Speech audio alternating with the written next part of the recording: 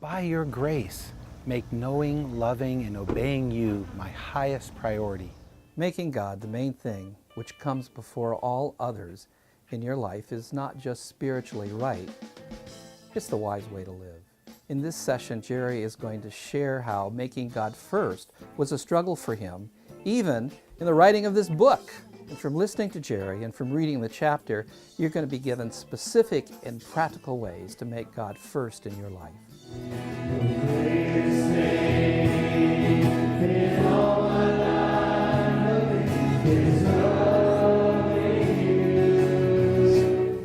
By your grace, make knowing, loving, and obeying you my highest priority. Now, you can only have one highest priority. And I want you to know, I was on the freeways out in Los Angeles, listening to a recording by Stephen Covey. He's famous for this line: the main thing is to make the main thing the main thing. Now, it's not too hard to remember that, but I want you to know it is hard to make the main thing the main thing. Think with me.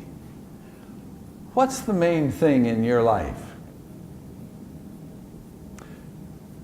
What's really the main thing in your life? Here's what he said. The main thing is to make the main thing the main thing. And then he said, it is worth wrestling that question to the ground.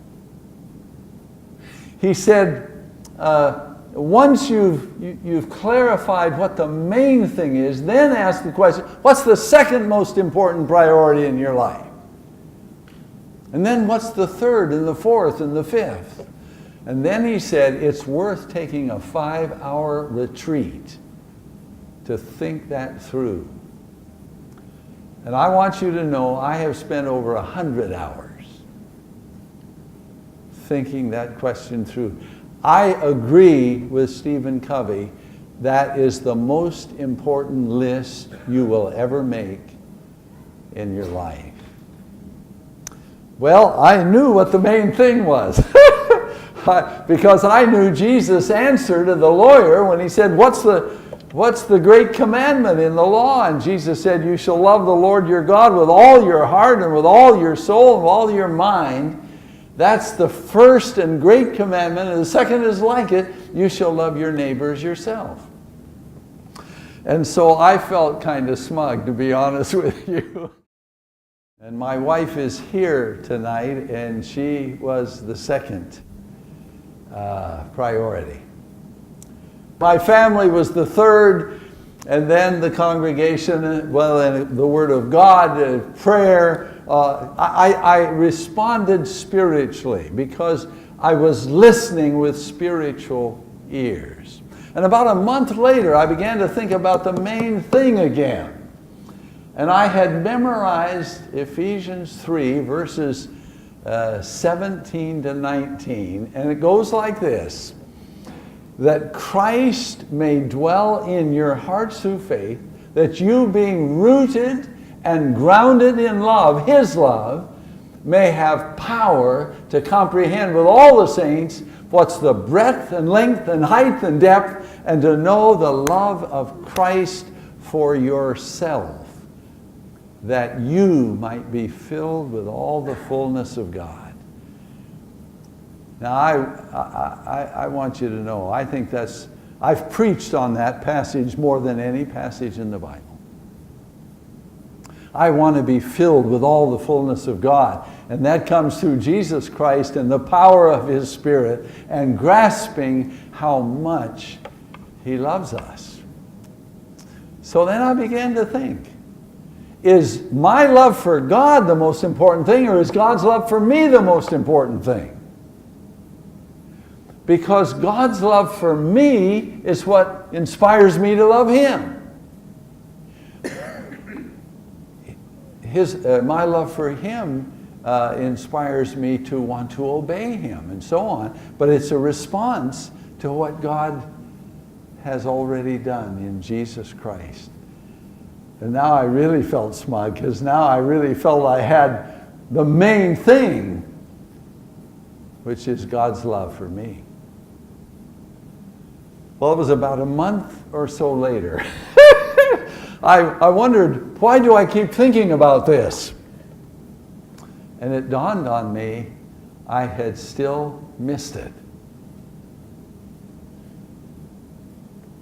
I shared my answer with a number of Christian leaders, but before I did, I asked them, what do you think is more important than God's love for you and your love for God? And only 1 or 2 out of about 6 had the right answer, as far as I'm concerned. And here's the answer that I finally came up with.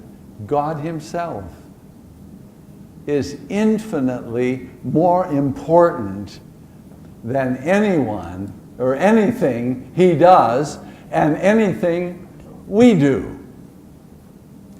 So now I really had the answer. The main thing is to make the main thing the main thing, and the main thing is God Himself.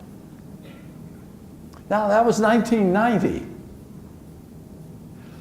Can you imagine how I could have forgotten that from 1990, from time to time through the years? So we come to the prayer covenant as we have it now. And we come to this line.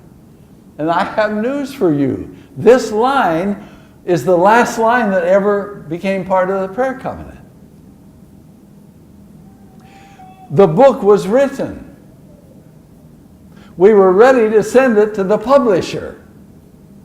And it dawned on me that we had to rewrite the book. Now, can you imagine how I felt when I came to our team of 6, and Dennis was one of those, and said, we got to rewrite the book. And they said, you got to be kidding. They had already said to me on more than one occasion, no more changes.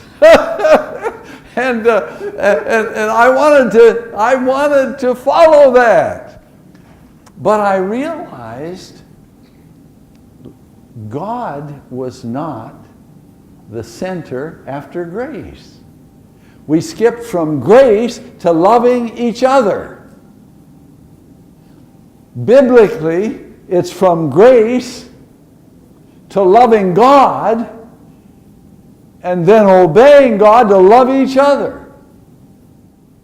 By your grace, make knowing, loving, and obeying God my highest priority. Knowing, loving, and obeying you as my highest priority. How good is that? Make God first.